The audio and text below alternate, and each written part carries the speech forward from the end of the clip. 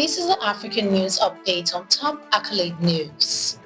The headlines: Malema slams Zuma and MK party at Youth Day rally. Uganda reinstates military trials for civilians. Ruto signs law to tackle money laundering. Ghana slashes internet data cost by up to 15% from July 1st.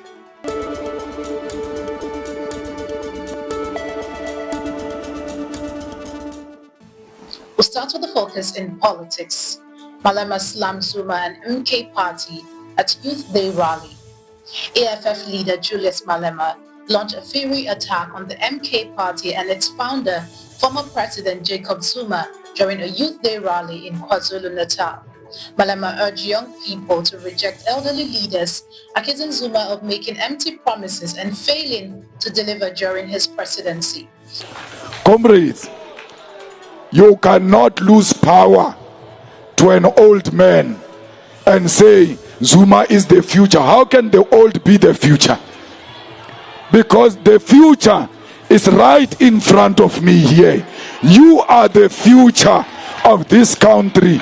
You are leading now, and we can never be led by an old man who misled us during his time and never gave us jobs and says he can give us jobs now. Now he says he will give you land. Why didn't he give you land when he was a president of South Africa, when he was a deputy president of South Africa?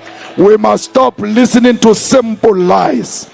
Islam NKP's 45% electoral win in KZN as ineffective, labeling its MPs useless and mocking controversial member Papa Pendy.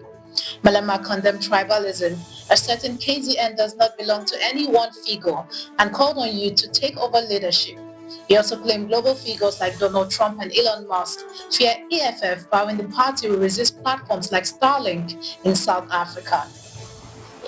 Still in politics, Uganda reinstates military trials for civilians. Ugandan President Yoweri Museveni has signed into law a controversial amendment reinstating the military's authority to try civilians under specific conditions, just months after the Supreme Court ruled such trials unconstitutional. The amended law allows civilians found with military equipment to face military tribunals, despite concerns from human rights activists and opposition figures who argue it enables political persecution. Opposition lawmakers boycotted the vote, calling the legislation a direct affront to judicial independence. The government claimed the amendment includes new safeguards, such as legal qualification for military judges, but critics, including opposition leader Bobby Wine, warned that the move will be used to target dissent. President Museveni insists the law is necessary to tackle violent crime and maintain national security. Shifting focus to economy, Ruto signs law to tackle money laundering. Kenya has stepped up its fight against illicit financial activity as President William Ruto signed the Anti-Money Laundering and Combating of Terrorism Financing Laws Bill 2025 into law. Speaking at State House, Nairobi, Ruto said the new policy strengthens Kenya's leadership in financial integrity across East Africa by closing legal loopholes that enabled money laundering through property and shell companies. The law amends several acts, including those governing gaming, mining, and real estate, and aligns Kenya with international anti-money laundering standards following concerns raised by the EU and global financial watchdogs. It also aimed to fix technical compliance issues highlighted by the Eastern and South African anti-money laundering group.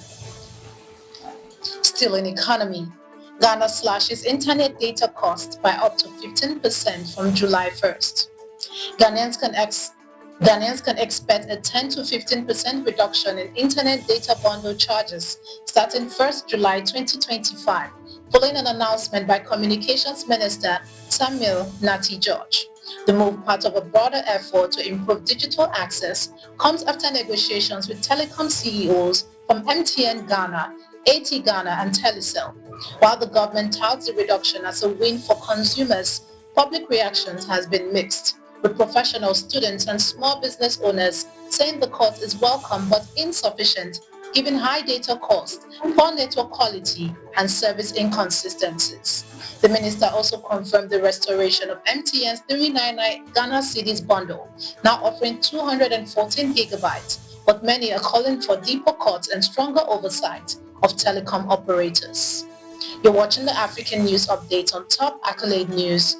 Do stay with us. Still to come.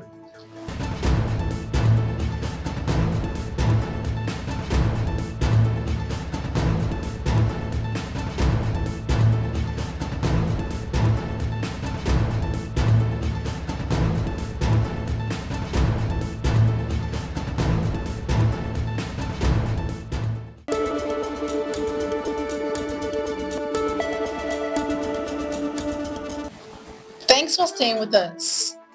Moving on in economy, Mali court seizes control of Barrick Gold Mine. A court in Mali has placed Barrick Gold's Lulu-Gonkoto mining complex under provisional state administration for 6 months, escalating a tense standoff between the Canadian mining giant and Mali's military-led government. The ruling follows months of dispute over alleged unpaid taxes and legacy contracts, the closure of Barrick offices in Bamako, and the arrest of company employees. Despite offering $370 million to settle the matter and seeking international arbitration, Barrick now faces suspended gold exports and the loss of operational control at its largest African site. The company plans to appeal the decision, warning it could deter future investment in Mali's vital gold sector. Moving to international relations, Egypt leads 21-nation condemnation of Israeli strikes on Iran. Egypt is leading a regional call for peace as it spearheads a joint statement by 21 nations condemning Israel's recent military strikes on Iran. The statement, issued after high-level diplomatic consultation, demands an immediate halt to hostilities and a return to negotiations. Signatories, including Saudi Arabia, Turkey, and the UAE, want that continued escalation threatens the region's stability, stress the importance of respecting state sovereignty, and call for a nuclear weapons-free Middle East. The coalition also urges all regional players to commit to international law, avoid targeting nuclear facilities, and protect maritime security. Moving to entertainment, Nigerian comedian under fire for criticizing women who choose surrogacy. Nigerian comedian Wale Arole is facing widespread backlash after making controversial remarks on Instagram criticizing women who chose surrogacy for non-medical reasons. In a post shared on June 16th, Arole claimed surrogacy goes against God's plan and labeled such choices as product of modern wokeness. Social media users swiftly condemned the comments, accusing the comedian of policing women's bodies and making uninformed statements on experiences he will never personally face.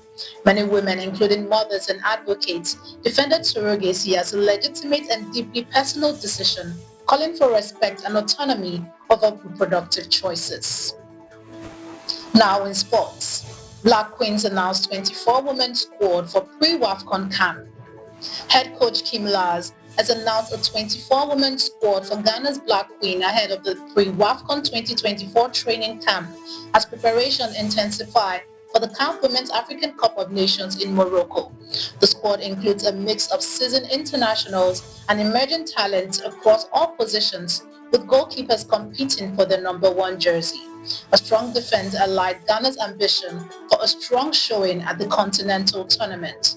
The coach will use the camp to assess fitness, refine tactics, and solidify his team's selection. That concludes our African News Update for today. Stay tuned for more African news and development.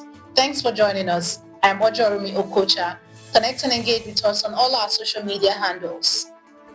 Do have a wonderful day.